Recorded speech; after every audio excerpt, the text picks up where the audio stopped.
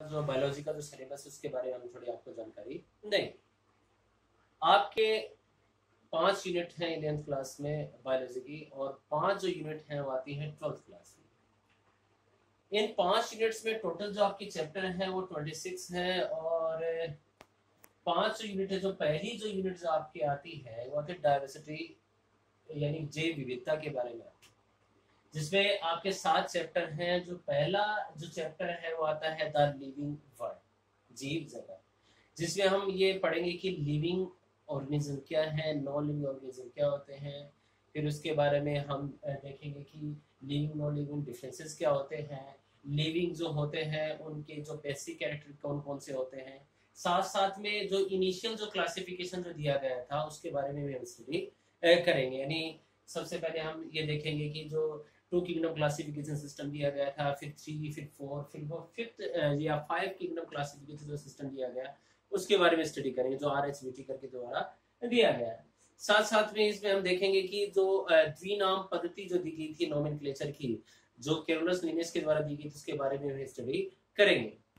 उसके बाद में जो आते हैं इसमें अगला जो चैप्टर आता है मोनेरा, यानी RHBT करके द्वारा दिया गया जो पहला जो किंगडम था वो था मोनेरा जो जगत है वो दिया गया था, जिसमें हम जो यूनिसेलुलर प्रोकैरियोट्स के बारे में यानी बैक्टीरिया के बारे में स्टडी करेंगे। इसके बाद में जो आता है अगला चैप्टर प्रोटिस्टा, जिसके बारे में हम देखेंगे कि जो प्रोकैरियोट्स जो होते हैं वो भी यूकैरियोट्स यूनिसेलुलर के बारे में स्टडी करेंगे।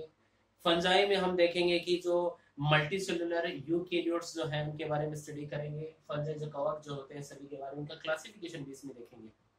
उसके बाद में अगला जो आता है वायरसेस, जो जिनको हम ना तो लिविंग में ना नॉन लिविंग में हम काउंट करते हैं, अलग से एक ग्रुप बनाया गया है उसका, उसके वायरस के बारे में स्टडी करेंगे। उनके बेसिक कैरेक्टर हम देखने पड़ेंगे। साथ साथ में वायरोड्स भी पढ़ेंगे और लाइकेन के बारे में स्टडी हम इसमें करने वाले हैं।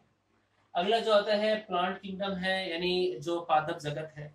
पादप जगत में हमें जो ब्रायोफाइट्स है, टेरोफाइट्स हैं, एल्गीज हैं, जिम्नोस्पर्म है, एंजियोस्पर्म है, उनके क्लासिफिकेशन भी हम इसमें देखने वाले हैं। अगला जो चैप्टर आता है प्लांट किंगडम है, उसमें के बाद में हम देखेंगे एनिमल किंगडम है, उसके बारे में जो लास्ट चैप्टर है उसमें हम देखेंगे जितने भी जीव हैं जो लोअर हैं और जो हायर एनिमल्स हैं उनका क्लासिफिकेशन भी देखेंगे, बेसिक कैरेक्टर हम इसमें पढ़ने वाले हैं।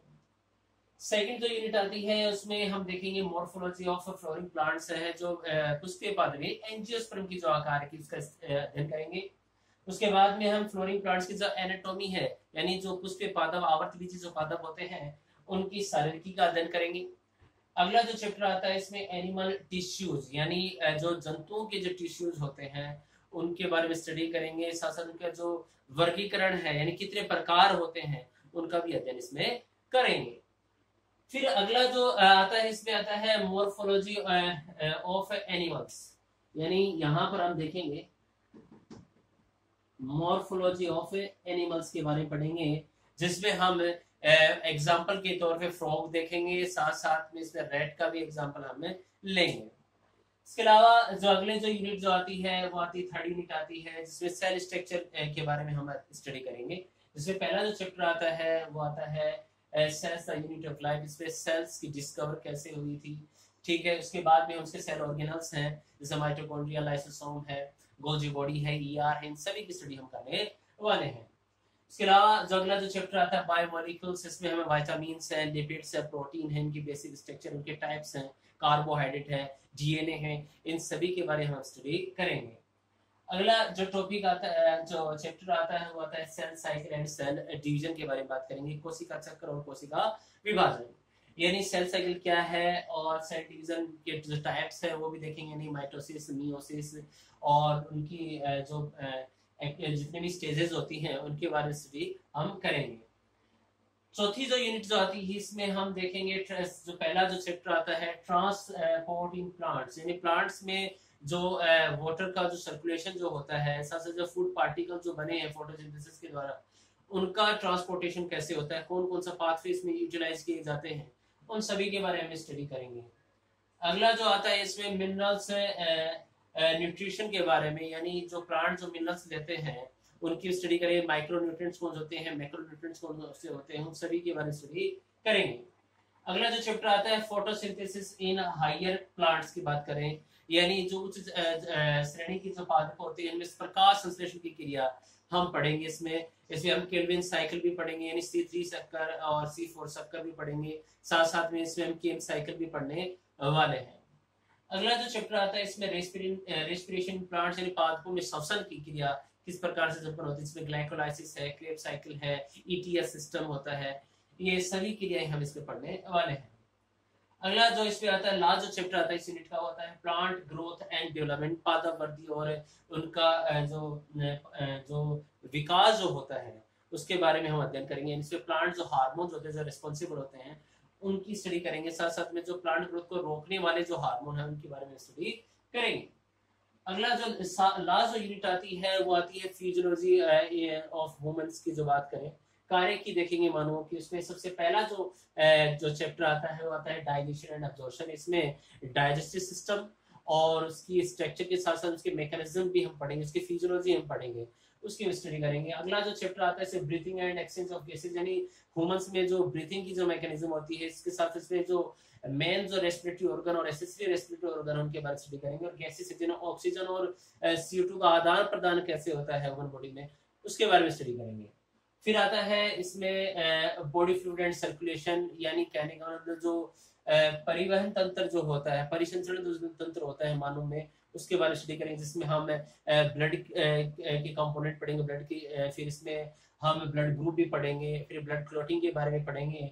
साथ साथ में जो टाइप्स ऑफ जो सेल्स हैं उनके बारे में स्टडी करेंगे। हार्ट की स्ट्रक्चर पढ़ेंगे, उसकी फिजियोलॉजी भी हम स्टडी करेंगे। इसके अलावा अगला जो चैप्टर आता है excretory products and there elimination, यानी जो जितने भी मेटाबॉलिक एक्टिविटी होने के बाद में जो एक्सक्रीटरी प्रोडक्ट होते हैं उनका एक्सक्रीशन यानी एलिमिनेशन कैसे होता है। साथ साथ में एक्सक्रीटरी सिस्टम है जैसे किडनी है, ठीक है, और उसमें नेफ्रॉन की स्ट्रक्चर भी हम पढ़ने वाले हैं।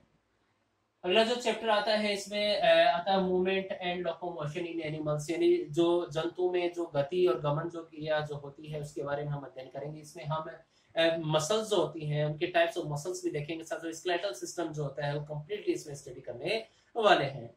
अगला इसमें आता है चैप्टर आता है नर्वस कंट्रोल एंड कोऑर्डिनेशन, यानी जो तंत्रिका जो समन्वय है उसके बारे में हम पढ़ेंगे। यानी इसमें तंत्रिका जो है न्यूरॉन है उसकी स्टडी करेंगे, नर्वस सिस्टम पढ़ेंगे पूरा कंप्लीटली, जो सेंट्रल नर्वस सिस्टम है, पेरिफेरल नर्वस सिस्टम होता है, उन सभी की स्टडी करेंगे। ब्रेन की स्टडी हम करने वाले हैं।